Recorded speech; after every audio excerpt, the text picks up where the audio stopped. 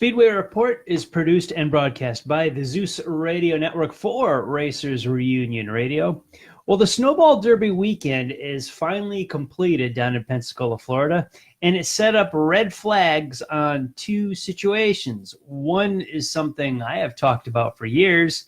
The other is something we have all talked about for years. We've got all this and more. Welcome to Speedway Report. Monday, December the 10th. It's clicking away here. The calendar is 2018 from the shores of frozen Lake Norman in Race City, USA, Mooresville, North Carolina. I'm Patrick Reynolds, and thank you for joining the fastest half hour in racing. The lake really isn't frozen literally, but this area just north of Charlotte, North Carolina, had anywhere from 6 inches to 18 inches of snow and ice, depending on where you were, which in December is pretty rare. I think I've only seen that happen one other time since I moved here about 17 years ago. But it's chilly, my blood is thinned, and I'll complain about it because I'm a Southerner now. I know Northerners will laugh, but I came from the mods. I don't forget the mods up north, but the weather, yeah, I have embraced the Southern culture. What's up with the snow? I'm inside. I'm in the studio. I'll wait for it to melt. That's when it will go away. Let's talk about the Snowball Derby down in Pensacola, Florida. Had a lot of weather-related issues last weekend when we ran the big Super Late Model 300 down there. Friday night's action after Snowball Derby qualifying, as well as pretty much all of Saturday, got washed out. So we ran the modified race, the Pro Truck race, and the Pro Late Model Snowflake 100. Yesterday, the modified race was taken by Augie Grill, the Pro Truck feature by Josh Hicks, and the Snowflake 100 by Chase Purdy. Let's dive right into what is going on with the Snowball Derby as we wrapped it up. Well, those that followed online really at the end of the race are better, I guess, than halfway through the Snowflake 100. All got our attention on the internet if you're watching on the Speed 51 broadcast, and if you are following online, it's always good. Sometimes there's a winner, like there was in Chase Purdy. Good for him, but sometimes there's a story that takes away from the win because of all the churning and fire that comes from that. Let's talk about Mr. Dylan Oliver. Good racer. But there was an incident, and then stuff and all kinds of stuff happened. Then it caused a big snowball effect, no pun intended. Let's set the table for you here. Dylan Oliver was taken out of the Snowflake 100 from a pretty hard crash. He crashed with Spencer Davis and Mason Diaz. And as the cars, Oliver and Davis were up against the fence, Oliver gets out of his car, rolls over to Spencer Davis's car, the two of them exchanging words. Well, Davis was not at fault in the incident, but he points down the hill or away at Mason Diaz. So Dylan Oliver goes running over to Mason Diaz, climbs up into the hauler, and the two of them exchange words. I did not get the quotes directly, so I can't attribute them to me like I was some journalistic expert on this one, but I'm going to steal them from the Speed 51 TV interview. A lot of you saw it. This was all online. This was the buzz last night. We'll talk about this a little bit in the Speed 51 interview from Dylan Oliver. That's the problem with pro late model racing. You've got a bunch of dumbasses out there. There's a bunch of rich kids who don't give a blank about tearing up race cars. So Bob Dillner follows it up with the question, hey, why don't you go super late model racing as opposed to pro late model racing? Blanking can't afford it. So Dylan Oliver didn't get the Family Hour Award for last night on Speed 51 TV, but man, we ought to talk about non-vanilla race car drivers and guys that speak their mind and just say what's on their heart. He sure did. Reminds me of the old days of A.J. Foyt. We could talk about some guys being whiny and baby nowadays, and some guys just tell it like it is. There's a difference. But the whole aspect of this is that Oliver brought out a topic that racing gets talked about an awful lot. The rich kids. Rich kids buying rides. There's someone with a silver spoon in their mouth where the talent gets overlooked in motorsports. And the kid with the checkbook or dad with the trust fund is feeding the kids racing habit or racing career, and that is why he is out there to begin with. This, gosh, if you want to back this out a little bit, way past the Snowflake 100 to all of auto racing, it has been a big hit in one regard to the sport, yet the money that it's been brought in has been a boon to the sport. So it's very much a double-edged sword. Where we start to lose folks is the aspect of the rich kids, the Silver Spoon Trust Fund crowd. When I grew up in racing and we watched our heroes, I'd say my formulative years were in the 70s and the 80s as a young kid and as a teenager. And you watched guys that were carpenters and were race car drivers and were plumbers and were race car drivers, or were mechanics during the week, or were plumbers, or, farmers or contractors, blue collar guys that went out there and made a career out of racing. So many folks, you think of the guys that grew up with. I know, Dale Earnhardt worked in the cotton mill, and Harry Gant, he had a farm and a roofer, and Neil Bonnet was a pipe fitter. And there's so many guys that they had skill, they had a job, and were able to make it as a professional race car driver. So these guys, the heroes of NASCAR, really identified with their fan base, because the fan base is looking at this race car driver and says, that could be me. That could be me. I can be him. He is me. That's why, Dale Earnhardt identified with so many people identified with who Dale Earnhardt was. Or, Neil Bonnet, the Harry Gants, those salts of the earth people, real people, blue collar people with dirt under their fingernails that earned a living for their family. They were just able to carve out a living and a career, and were able to mold that as being a race car driver. And where a lot of professional motorsports has faded in the interest is the drivers are not like that anymore. They are some of these kids. Some of them are adults now, but they had money. That's why they're race car drivers, not because they clawed and worked and sacrificed and toiled and made their way to the top of professional motorsports. They bought their way there. And that is absolutely a disconnect. And this came to light, this is happening for literally decades. But it certainly popped last night with Dylan Oliver's comments, after he got crashed out of the Snowflake 100. I want to read you a little bit more of his deal. And I'm going to take this, I'm going to read this right from, I'm going to give proper credit where credit is due, Short Track Scene, shorttrackscene.com. It's Matt Weaver's website, good dude, follows professional motorsports as well as the short track scene very tightly. I'll read it right from his website. Dylan Oliver was mad with Spencer Davis, and then was mad at Mason Diaz, and then he was mad at the entire pro late model dynamic. Oliver was involved in a lap 30 crash with Davis, Diaz, and JoJo Wilkinson. It began when Davis tagged by Diaz, who was sideways on the track, and collected Oliver in the process. Initially, Oliver confronted Davis. After their conversation, Oliver confronted Diaz and eventually followed him inside a hauler to discuss the incident. This is where my quote was before that I cleaned up for you a little bit there. This is the problem with late model racing. We have a bunch of dumbasses out there. We go into a little bit new here. It's lap 10 or 15, and they're dooring each other on the restart. And whoever the dumbass is, which he was referring to Diaz, is the black and blue and white car, the 14 or 24 or whatever. He drove into Spencer's left rear, and the track is blocked, and you can't go nowhere. And he rambled on before about the rich kid factor in something like that.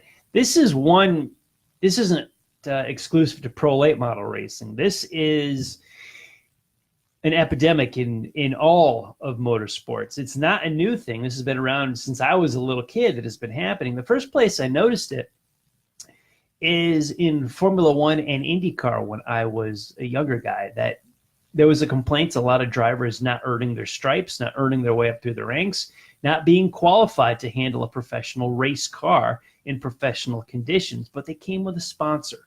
Somehow they had money, they got there, and they were not considered quality drivers. They weren't. I've seen some good ones, I've seen some bad ones with money, but they weren't considered quality drivers. That bled down into the stock car world. As I grew up a big NASCAR fan, more involved with that and more passionately about that several decades ago than the IndyCar world. However, still followed IndyCar. You saw it in the stock cars. And some guys got a bad rap for it, and some guys kind of flew under the radar about it. I remember a lot of folks, guys in Indy cars, gosh, in the 70s and the 80s that came with a sponsor, and they were at the Indy 500, but there were complaints that they did not belong there. In one hand, I get that. I wish drivers earn their rides on merit. A lot of them earn it because they have money. Brett Moffitt is out of his ride at Hattori Racing. They just won the NASCAR Truck Series championship. A funded driver is taking that spot. If you win the championship in the Truck Series, what does a guy got to do to keep his seat? However, on the flip side of that, put yourself in Shiggy Hattori's shoes. If you don't have the money to field the truck for next year, you're going to go belly up and shut the doors anyway. You're going to be out of business. If anybody has a solution to this, I'm ready to hear it, because I don't. I don't have this. I get where Dylan Oliver's come from. I agree with him. As a race fan and observer, I don't care about a bunch of guys that got a checkbook, and I'm supposed to care and think that they're good and believe that they're good when they're really not. But at the same time, these rides would not exist if it wasn't for the money. In road racing, they have professional race car drivers in which they are paid, and they also have what's called gentleman race car drivers who pay to race. You see these guys in a lot of the endurance format of that. We've had John Pugh as a guest on this show several times. He was teammates with Oz Negri in the IMSA series for several years. Oz, the professional race car driver. John Pugh, the gentleman race car driver. John Pugh's as good of a road racer as you're going to find anywhere. Yeah, he is the gentleman. He pays to drive the car, and he was a partner with Oz. Oz is a professional who gets paid. But there are some gentleman race car drivers which are darn good. They just happen to be in a situation where they can bring money to the table and get themselves a ride. Not everybody that has money is a bad race car driver. A guy that got a bad rap earlier in his career was Jeff Gordon. So many people criticized him when he was 21 years old that he got everything handed to him. Nobody heard of a 21-year-old guy in the Winston Cup Series in Hendrick cars, for no less, running up front and winning. It didn't happen. It doesn't happen. It's impossible. He changed the sport. However, at 21 years old, he had over 15 years of racing experience between quarter midgets and his USAC starts.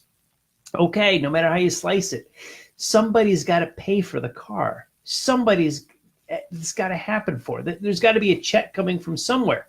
So Gordon got a rap that his old man bought him everything, and away he went. Well, Jeff Gordon turned out to be one of the best race car drivers any of us has ever seen, ever on the planet.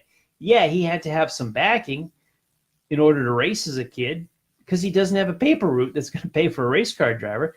I got into a discussion decades ago with another guy, and he says, God, I can't stand Jeff Gordon. He had everything handed to him. I said, who's your favorite race car driver? He said, Mark Martin. I said, do you know Mark Martin was running ASA when he was a teenager, right? He said, yeah. I said, who do you think paid for that? You think Mark Martin at 16 had a killer paper route and was able to afford an ASA team? No, of course not. But I don't beat up Mark Martin about it. Another one of the best drivers we've ever seen. I won't beat up Jeff Gordon about it. One of the best drivers we've ever seen, but somebody had to pay for it.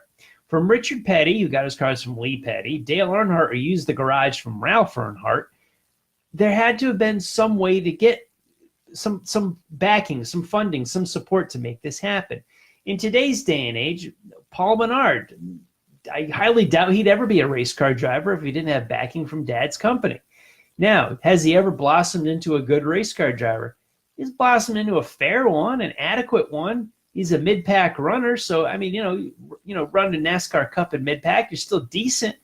But that car and those sponsorships or the team wouldn't exist without Menard's money. So if you say, Menard, you really didn't earn your way here, the team may just go away totally.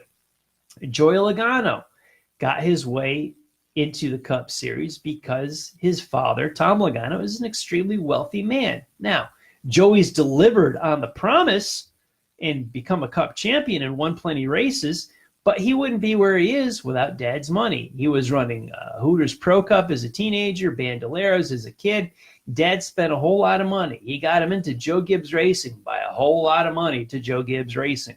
He got his shot. But if you cannot handle the race car, it'll show up on the racetrack. You can't buy your entire career like that. A guy like, you want to take Menard, kind of a mid-pack runner, won the Brickyard 400 several years ago. I don't see him moving out of mid-pack ever in Cup Series. Joey Logano is a Cup Series champion. I don't care how much money Dad has. If you can't drive the race car, that's going to come up. Joey Logano had the backing, had the money, can drive the race car, always has. Love him, hate him, whatever. Logano can drive a race car. Danica Patrick brought funding, ran in NASCAR for 5 years, was pretty much a 30th place driver all 5 years. That car needed the sponsorship that she brought to it. What did they change for it in 2018? They changed the seat. And look what Eric Almirola did with it. Came within a mile of winning the Daytona 500, came within so close of winning several other races this year, probably could have had 3 or 4 wins if the stars lined up right for him. Finally did win Talladega. He made the final 16 in the playoffs and went to the final 8 and just missed out on going by the narrowest of margins, going to the final 4 at Homestead. All they did is change the seat in that. Eric Almirola brought Smithfield Meats to this table this year as a sponsor to replace Danica Patrick's funding, but he can still drive the race car. Danica Patrick brought funding, but much like Paul Menard, is a mid-pack and the best day runner in NASCAR. So where do we go with this? Dylan Oliver, back to where we started, has an extremely valid complaint that you got guys out there that don't belong out there, but they have money. Now, I don't know Mason Diaz, never met the dude. I don't know how good he is or how bad he is, but here's Dylan Oliver pointing out that the Emperor has no clothes. So do we reduce car counts like Shiggy Hattori going away, or do you keep him funded?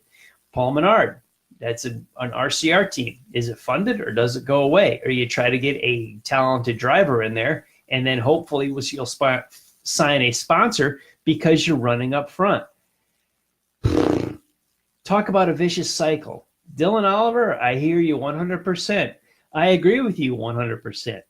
I don't have an answer for any of this, but it is something that has absolutely plagued the sport and has certainly caused some empty seats in NASCAR for sure, because we're not rooting for Harry Gant, Neil Botta, and Dale Earnhardt every year like we used to, but we're having trouble finding a new guy to root for because Daddy's paycheck got him to where he wants to be. That's affected the car counts in a positive way, but it's affected the grandstands and TV ratings certainly in a negative way. Jump into the Snowball Derby itself. Out of this, I want to touch on the schedule for the race. Originally scheduled for Saturday night, postponed to Sunday afternoon.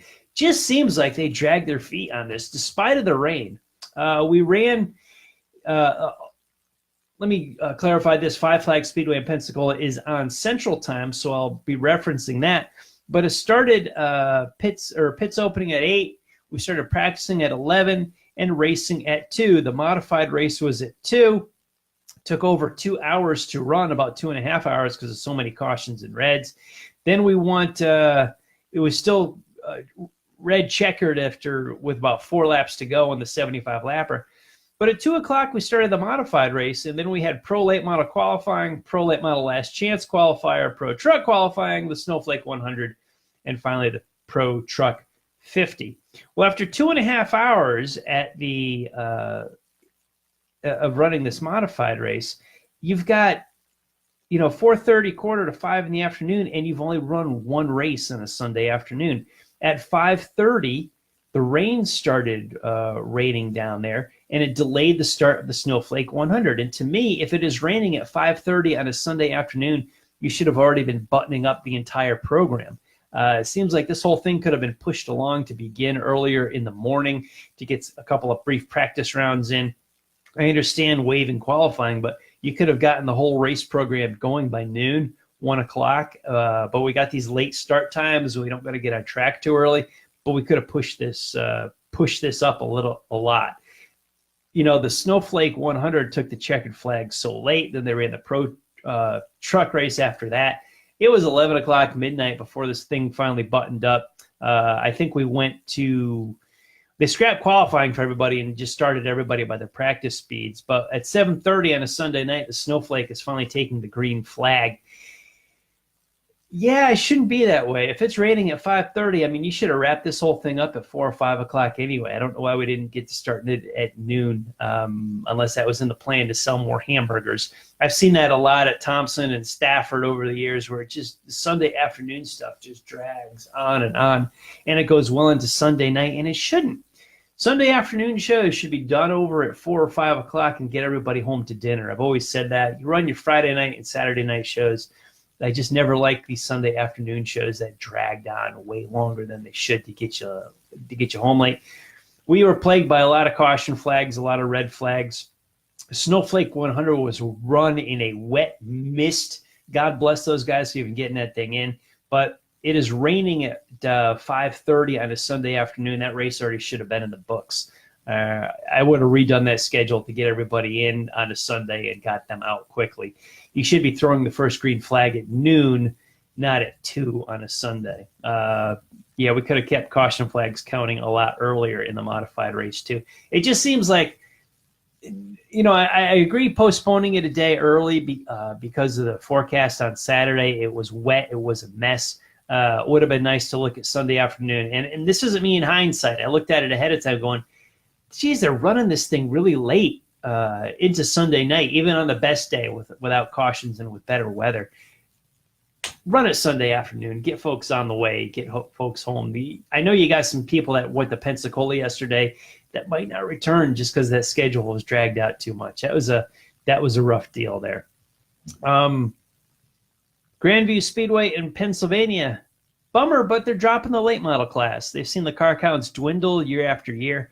So the Modifieds and Sportsmen will be a dual division show this Saturday night at the Grandview Speedway on the hill in Pennsylvania. I got to get back there. That was I've only been there once, but man, what an experience. What a good track that was. But yeah, no late models there this year, but they'll have some specials, but it'll be 2-division open wheel show at Grandview Speedway on Saturday nights for 2019. In between our broadcasts, keep up on the world of auto racing with SpeedwayReport.com. This show and all of our past ones are uploaded on the site. We've also got some articles to read. Check out our Facebook page, Speedway Report with Patrick Reynolds, the Racers Reunion page. On Twitter, I'm at Speedway Pat and at Speedway Report. And we also have copies of this show in the forum on RacersReunion.com. Go check out me on Google Plus and LinkedIn and our YouTube channel. Yeah, you want to watch any old Speedway reports, they are all right here. Big thanks to everyone on the Facebook Live feed for joining the conversation during this show tonight.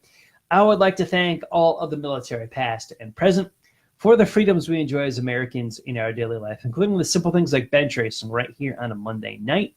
Freedom is not free, and a veteran paid that bill for us. To all of the men and women who are defending freedom and watching Speedway Report, take care of yourselves and come home soon. A special salute to the teachers, school staff, firefighters, police officers, and paramedics in our own communities. They are quiet and modest heroes every single day. God bless and thank you. You have been watching Speedway Report from the shores of Lake Norman in Race City, USA, Mooresville, North Carolina. Please like our Facebook page, Speedway Report with Patrick Reynolds, and follow me on Twitter at SpeedwayPat. Now, if you're watching us live on Facebook, go on over to the Drag Racing List page. Racing and Rockin' is about to start at the top of the hour. BP, JB, and BS are on there with drag racing and some very cool music. We'll be back live here on Facebook in 1 week, Monday, December the 17th, for our final show of 2018. And we'll take a look at whatever I can get my hands on. We're 1 week before Christmas. Trust me, I will find some racing to talk about. I'll find it. I just don't know what it is yet. We'll talk about it right here in 1 week. Thank you all for joining us tonight, and I'll see you guys next time.